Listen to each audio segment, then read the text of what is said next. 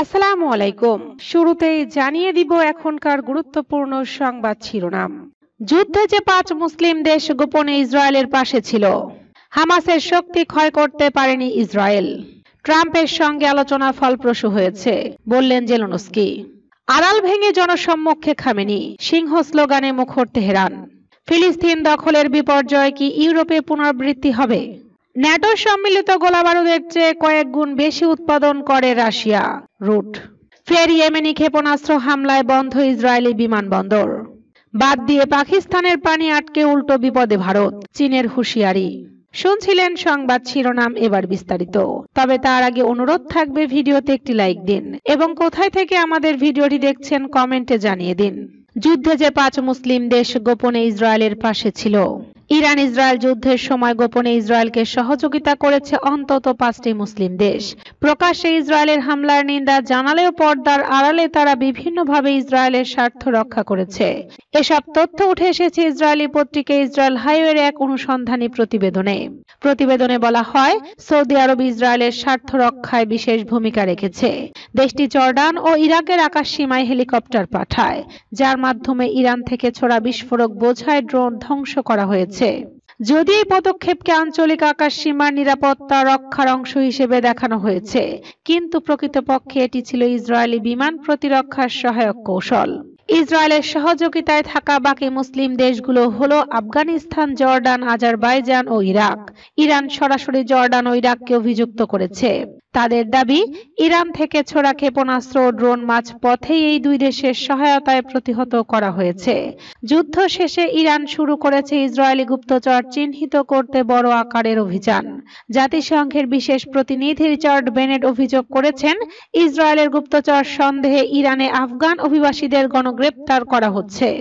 হামাসের শক্তি ক্ষয় করতে পারেনি ইসরায়েল। গাজা ইসরায়েলি আগ্রাসন শুরুর আগে ফিলিস্তিনের স্বাধীনতার পক্ষে সশস্ত্র সংগ্রাম চালানো গোষ্ঠী হামাসের যে শক্তি ছিল তা আবারও একই জায়গায় ফিরে এসেছে বলে মন্তব্য করেছেন সাবেক এক ইসরায়েলি মেজর। তিনি বলেছেন, দীর্ঘ 21 মাসের ইসরায়েলি হামলা হামাসের তেমন কোনো ক্ষতি হয়নি। অবসরপ্রাপ্ত ইসরায়েলি মেজর জেনারেল ইয়েজাক ব্রিক এ দাবি করেছেন। ইসরায়েলি প্রতিরক্ষা বাহিনী দাবি করছে হামাসকে তারা প্রায় নির্মূল করেছে। তবে আইডিএফ এর দাবির উল্টোটা বললেন এই জেনারেল। ব্রিক জানিয়েছেন, যুদ্ধের আগে হামাসের যে শক্তি ছিল তারা ফের সেই জায়গায় ফিরে গেছে। বর্তমানে হামাসের যোদ্ধার সংখ্যা 40,000-এ পৌঁছেছে, যে সংখ্যাটি যুদ্ধের আগে প্রায় একই ছিল। তিনি বলেছেন, হামাসের অনেক যোদ্ধা এখনো সুড়ঙ্গে থেকে অভিযান পরিচালনা করছে। তিনি বলেন, হামাস এখনো গেরিলা যোদ্ধা হিসেবে লড়াই করছে, যেমনটা তারা যুদ্ধের শুরুতে করেছিল। হামাস কখনো সেনাবাহিনী ছিল না, যার মানে তারা তাদের সামরিক সক্ষমতাও হারায়নি, যেমনটা ইসরায়েল সেনাপ্রধান দাবি করেন। ট্রাম্পের সঙ্গে আলোচনা ফলপ্রসূ হয়েছে, বললেন জেলেনস্কি। মার্কিন প্রেসিডেন্ট ডোনাল্ড ট্রাম্পের সঙ্গে আলোচনা ফলপ্রসূ হয়েছে বলে জানিয়েছেন ইউক্রেনের প্রেসিডেন্ট ভলোদিমির জেলেনস্কি। জেলেনস্কি বলেন, যুক্তরাষ্ট্রের প্রেসিডেন্টের সঙ্গে যে ফোনালাপটি একদিন আগে হয়েছে তা আগের যে কোনো সময়ের চেয়ে ভালো ও ফলপ্রসূ হয়েছে। তিনি জানান, আকাশ প্রতিরক্ষা ব্যবস্থা নিয়ে বিস্তারিত আলোচনা হয়েছে এবং এক্ষেত্রে সহায়তার আশ্বাস পাওয়ায় তিনি ট্রাম্পের প্রতি কৃতজ্ঞতা প্রকাশ করেছেন। জেলেনস্কি বলেন, প্যাট্রিয়ট সিস্টেমই হলো ব্যালিস্টিক হামলা মোকাবেলায় আমাদের মূল প্রতিরক্ষার চাবিকাঠি। তিনি আরো জানান, ফোন আলাপে আরো কয়েকটি গুরুত্বপূর্ণ বিষয় আলোচিত হয়েছে, যা নিয়ে দুই দেশের কর্মকর্তারা ভবিষ্যতের বৈঠকে বিস্তারিত কাজ করবেন। এদিকে ট্রাম্প জানিয়েছেন, জেলেনস্কির সঙ্গে আমার ভালো কথা হয়েছে। অন্যদিকে তিনি আবারও রাশিয়ার প্রেসিডেন্ট ভ্লাদিমির পুতিনের সঙ্গে আলাপে অসন্তোষ প্রকাশ করে বলেন, রাশিয়া এখনো যুদ্ধবিরতির ব্যাপারে আন্তরিক নয়। যুক্তরাষ্ট্র ইউক্রেনকে আরো প্যাট্রিয়ট ক্ষেপণাস্ত্র সরবরাহ করবে কিনা এমন প্রশ্নের জবাবে ট্রাম্প বলেন, তাদের এটা প্রয়োজন নিজেদের প্রতিরক্ষার জন্য। আড়াল ভেঙে জনসম্মুখে খামেনি, সিংহ স্লোগানে মুখর তেহরান। ইরান ইসরায়েল সংঘাত বন্ধ হওয়ার পর প্রথমবারের মতো জনসম্মুখে দেখা গেল ইরানের সর্বোচ্চ ধর্মীয় নেতা আয়াতুল্লাহ আলী খামেনিকে। শনিবার রাতে পবিত্র আশুরা উপলক্ষে তেহরানের ইমাম খোমেনি মসজিদে আয়োজিত এক অনুষ্ঠানে উপস্থিত হন তিনি। এ সময় উচ্ছ্বাস আবেগের সাথে তাকে অভ্যর্থনা জানায় উপস্থিত জনতা। অনেকেই তাকে সিংহ আখ্যা দেন। এই অনুষ্ঠানটি ছিল সংঘাত বিরতির 2 দিন পর খামেনির জনসম্মুখে আসার প্রথম দৃশ্য।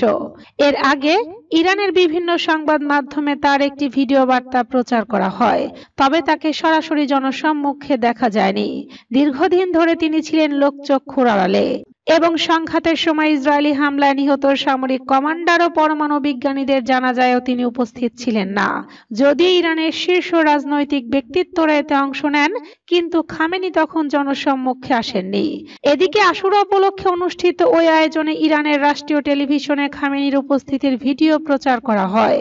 অনুষ্ঠানে দেশাত্মবোধক গান গাইতে শোনা যায় শীর্ষ ধর্মীয় নেতা মাহমুদ কারিমিকে এবং উপস্থিত জনতাও ফার্সি ভাষায় সিংহ সিংহ স্লোগান দেয়।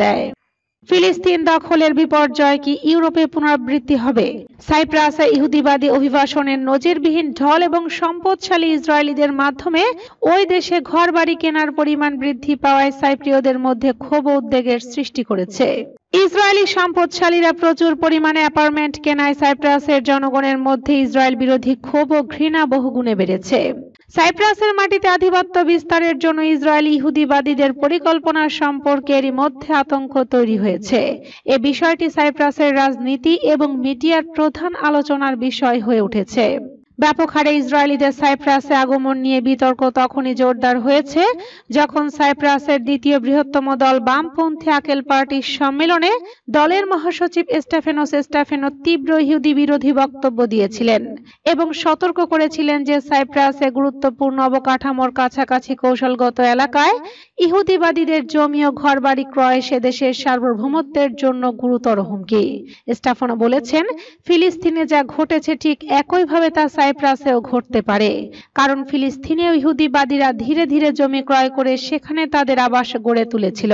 সাইপ্রাস আকেল পার্টির মহাসচিব আরো বলেন যে ইহুদিবাদীদের দ্বারা সাইপ্রাসের সম্পত্তি ক্রয় একটি বৃহত্তম পরিকল্পনার অংশ, যার মধ্যে রয়েছে ইহুদি বসতি, ধর্মীয় স্কুল, ইহুদি উপাসনালয় স্থাপন এবং সে দেশে ইহুদিবাদীদের অর্থনৈতিক প্রভাব বৃদ্ধি।